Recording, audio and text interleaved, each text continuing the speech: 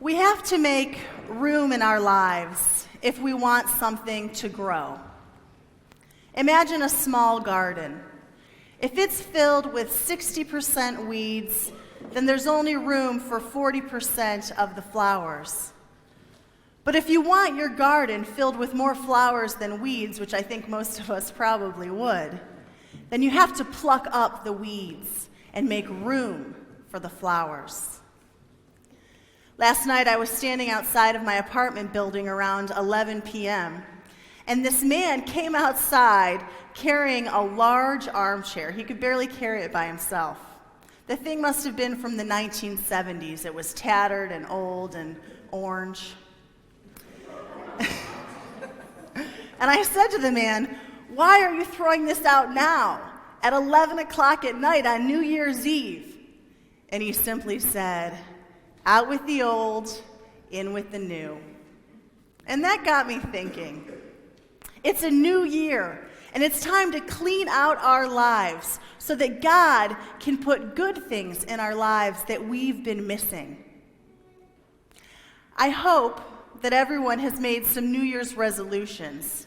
Not that we need New Year's to make resolutions, but it does seem like an ideal time because right now the calendar, as far as the calendar is concerned, we have a clean slate. We've barely made any mistakes since midnight last night.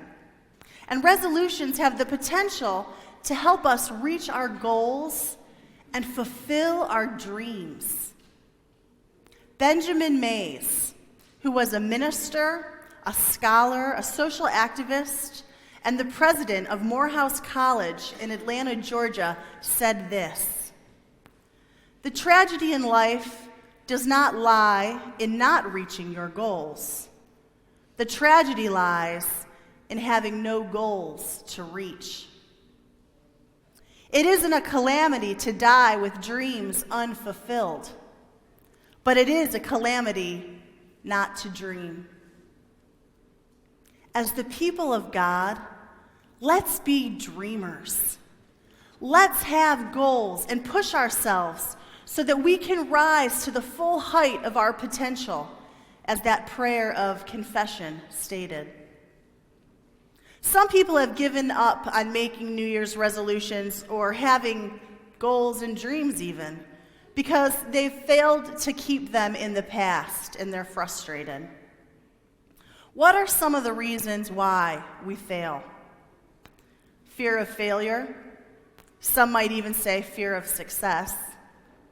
Laziness or procrastination. Not having confidence or faith in one's self. And another possible option is that we make unrealistic resolutions, or we bite off more than we can chew. And I just want to say a few words about fear of failure and procrastination. First of all, fear of failure. Do you know that Michael Jordan, arguably the greatest basketball player of all times, I'm sure a lot of people do know this, got cut from his high school basketball team? He wasn't even allowed on it. And that didn't cause him to quit. What it did is make him practice more. And do you know that Thomas Edison failed a reported 25,000 times when he was trying to invent the battery? When a reporter asked Edison how he felt about failing 25,000 times, Edison said, "Failed? I haven't failed. Today I know 25,000 ways not to make a battery." We can all benefit from that sort of thinking that Edison had, how he reframed the way we commonly think of success and failure. Best-selling author Wayne Dyer writes in his book Wisdom of the Ages, "There is no such thing as failure. You cannot fail, you can only produce results."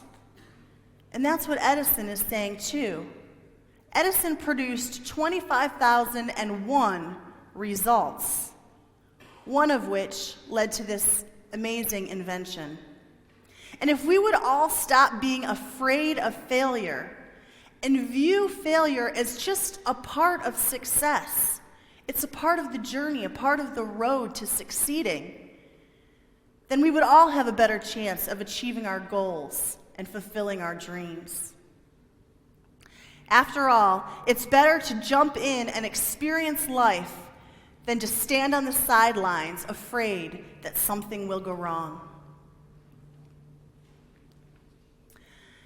Now, if we want to succeed, we cannot let fear of failure get in our way.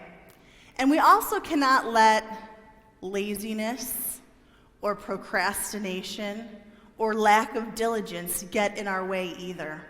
Excuses are just that, excuses. So hear these words from Johann Wolfgang von Goethe's classic book, Faust. The title of the poem is Lose This Day Loitering. Lose this day loitering, 'twill be the same story. Tomorrow and the next, more dilatory. Each indecision brings its own delays, and days are lost, lamenting over lost days. Are you in earnest? Then seize this very moment. Boldness has genius, power, and magic in it. Only engage, and then the mind grows heated. Begin it, and then the work will be completed. The reluctance to engage is what keeps us stuck. This tendency to put it off, to procrastinate, causes us to lose this day. It is the valuable technique of beginning that enables us to accomplish our goals and achieve our dreams. I'm sure that you've heard the saying, the journey of 1,000 miles starts with one step. And as you're thinking about what you're going to do this year, or what God is going to do in you this year, all you have to do is break it down into small pieces, one thing at a time, and simply start. Don't let yourself be overwhelmed by how big it is. Actually, I was reading People magazine this week, and it's their issue where they do people who'd been cut in half their size. They'd lost 150, 200. One woman lost like 300 pounds. And it was just amazing. And the one woman said, if I thought about how much I had to lose, I would have never started, but I took it 5 pounds at a time. And she looks amazing. And she saved her life. So today we celebrate Epiphany, one of the most important days in the Christian liturgical year, but a day that many don't understand the full significance of. In the general sense of the word, an epiphany is a sudden manifestation of the meaning or essence of something. It's your aha moment. You have an epiphany. In Christianity, Epiphany is a feast celebrating this aha moment to the Gentiles. It's celebrating that the divine nature of Jesus was revealed to people beyond the Jewish nation, and that's represented by the Magi who came from afar. They were a different sort of people, yet they too could know that Jesus was sent to redeem the world. And when the Magi, as the wise men are often called, journeyed to find Jesus, they brought with them gifts to honor the King. And that got me thinking. We are also on a journey in life to find Jesus, to seek him out, to know him, to honor him as our King. And isn't it fitting that we should also offer him a gift? The gifts the Magi brought were gifts fit for a king. The scripture says, on entering the house, they saw the child with Mary, his mother, and they knelt down and paid him homage. And then opening their treasure chests, they offered him gifts of gold and frankincense and myrrh. The gifts they gave Jesus were very valuable monetary gifts. And we are accustomed to giving monetary gifts to Jesus as well, because these are necessary for the church and for the work of the church. But they are not the only gifts we can bring. In the song, The Little Drummer Boy, which sometimes brings a tear to my eyes when I think about it, the young boy comes to Jesus, and he says, "Baby Jesus, I am a poor boy too. I have no gift to bring that's fit to bring a king. Shall I play for you on my drum? And Mary nods yes to the little drummer boy, and so he gives the gift of his music to the baby Jesus. And the last words of the song are, "Then he smiled at me and my drum." Jesus smiled at the little boy who offered something of himself as a gift. And so why not combine this idea of what gift we can bring to Jesus with our New Year's resolutions? Perhaps we will be more successful in keeping them if we have a spiritual reason behind what we're doing. We're doing it for God. What gift can I bring, you might ask yourself. Let me suggest that this year you can give the gift of you, of being your best self as God created you to be. What this can mean then is that you'll get rid of something that is not the best of yourself and allow space. Get rid of those weeds in your own garden and allow a space for God to plant something new inside of you. Something that is new, but in another way it is not new because it's always been inside of you. And you know what I'm talking about. You've felt it. But that thing can be birthed this year. It can be manifested. So whatever it is, if it's your talent or your potential or your raw intuition, it can live. And therefore you can fully live.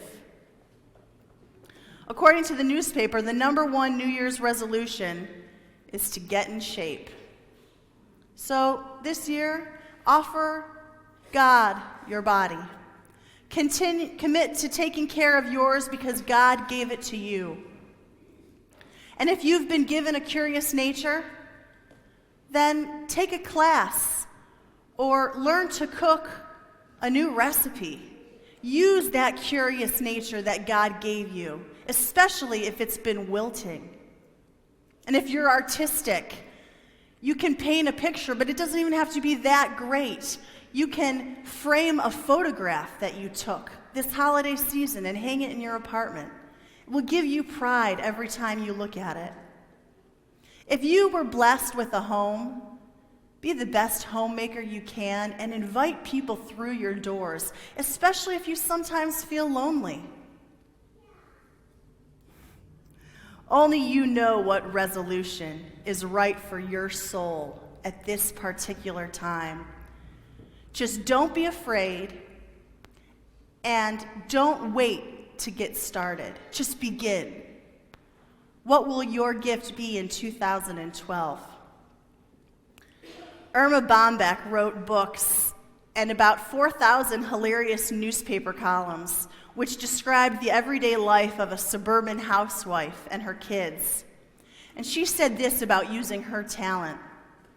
"When I stand before God at the end of my life, I would hope that I would not have a single bit of talent left, that I'd used it all up, and I could say, I used everything you gave me."